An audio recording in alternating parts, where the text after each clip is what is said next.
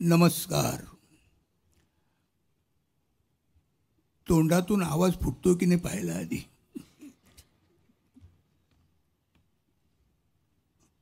मराठी भाषेबद्दल मी काही वेगळं बोलायला पाहिजे असं मला वाटत नाही, कारण माझा जो सध्याचा बिझनेस आहे हा माझ्या मराठी भाषेवरच अवलंबून आहे. मराठी भाषेतले वेगवेगळे स्तर दाखवण्यामध्येच माझा सगळा वेळ जात असतो. आज मला इथं बोलवलं,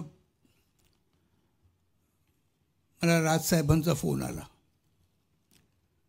ते आम्ही अभिजात भाषा दिन साजरा करतोय, तर त्यावेळेला तुम्हाला यायचं आहे. आणि हो म्हटलं, काय ठीक आहे ना, कधी आहे? आता आहे. पण मग त्यात तुम्हाला कविता म्हणायची आहे. इथं मी पहिला हादरलो. कविता म्हणायची नाही. मग काय म्हटलं, काय माहिती आहे का, माझं ना सध्या शूटिंग चालू आहे आणि त्या शूटिंगमधून मला वेळ काढून येणं जरा कठीण वाटतंय, कारण बाकी सगळं थांबलं आहे. परत एपिसोड पण जायचं आहे, तर मला वेळ मिळणार नाही. असं मी येऊन सांगू का, विचारू का त्यांना? नको.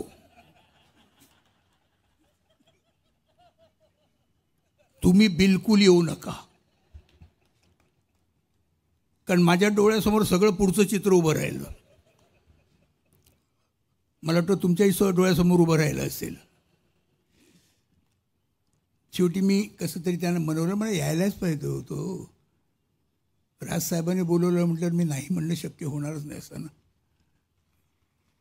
आणि मी आलो. आता कविता म्हणणं हा खरं म्हणजे माझा धर्म नाही आहे. आम्ही डायलॉग बोलतो. आता ते डायलॉग थोडे म्युझिकल होत असतील, पण त्याला कविता नाही म्हणता येणार. पण ते आम्ही करू शकतो, पण बाकी नाही करता येत दुसरं काही. पण तरी म्हटलं बघूया काय काय होतं, बघूया, पुढे जाऊया. तेव्हा मला एक कविता सापडली जी आपल्यापैकी बऱ्याच लोकांना फार जवळची वाटेल. अर्थात ती मलाही फार तशी जवळची वाटते. आपल्या हे आपण जे लोक बसला त्याच्यातले एक सोडून किंवा दोन सोडून एक माणूस तरी तसा असेल असं मला वाटतं त्या कवितेमध्ये. तर मी तुम्हाला ती म्हणून दाखवतो.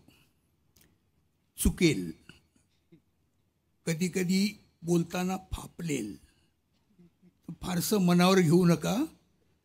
मी बोलत राहीन, तुम्ही ऐकत राहा.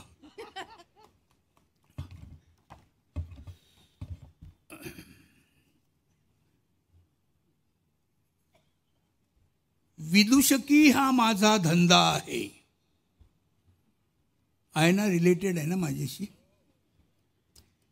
विदूषकी हा माझा धंदा आहे, रुपया अगदी चोख बंदा आहे. धंदा हा शब्द काही तुम्हाला रुचला नाही. तुम्हाला वाटलं असेल मला दुसरा काही सुचला नाही. व्यवसाय, हो व्यवसाय हाच शब्द तुम्हाला बरा वाटतो, प्रतिष्ठेच्या दृष्टीने खरा वाटतो.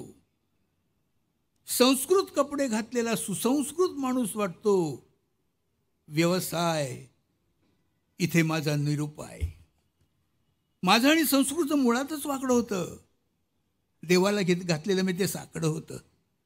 संस्कृत या शब्दाचा उच्चारातच मी मुळात मार खायचो.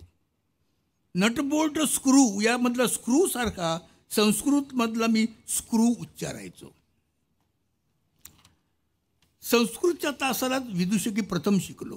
तेव्हापासून मी तेवढ्यावरच टिकलो. माफ करा, विदूषकी हा माझा धंदा आहे, रुपया अगदी चोख बंद आहे.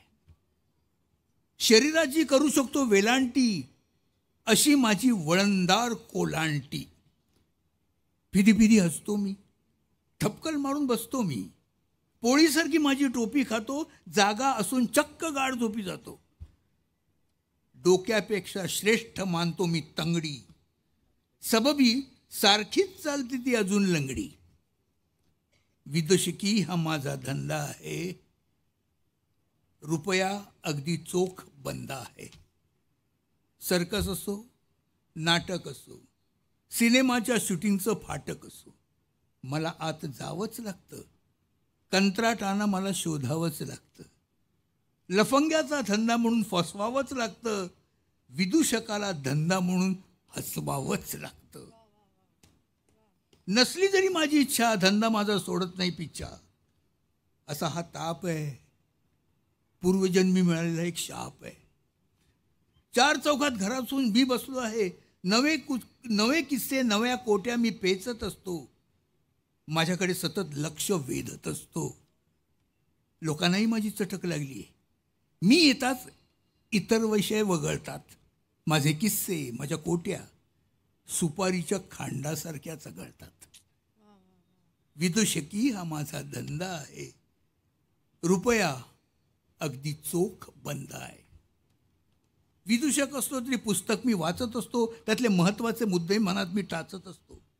एकदा मी वाचले की तरण्यामध्ये बुडणं असतं, तसंच अगदी हसण्यामागे दडलेलं रडणं असतं.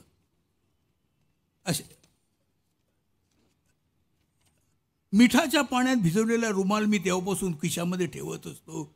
स्टेजवरून हसताना हसवताना मधून मधून डोळ्यांना लावत असतो. टीकाकार म्हणतात की ओठावर जरी माझ्या हसू आहे, तरी डोळ्यामध्ये करुणेचा आसू आहे.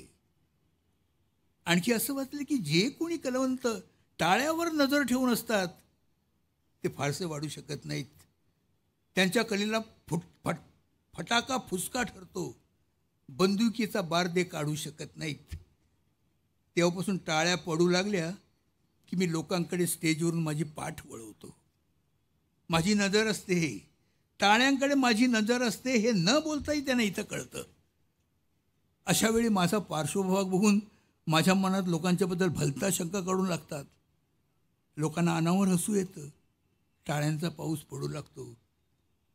जन्माला आलो तेव्हा सटवीनेच पहिली टाळी दिली असणार.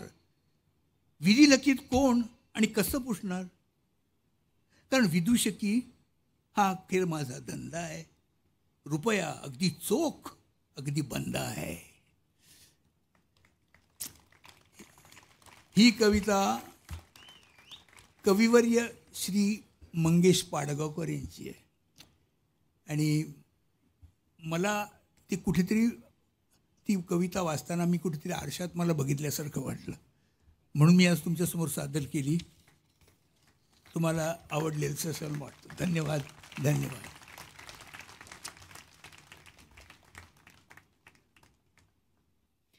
गेली जवळपास 30-40 वर्ष किंवा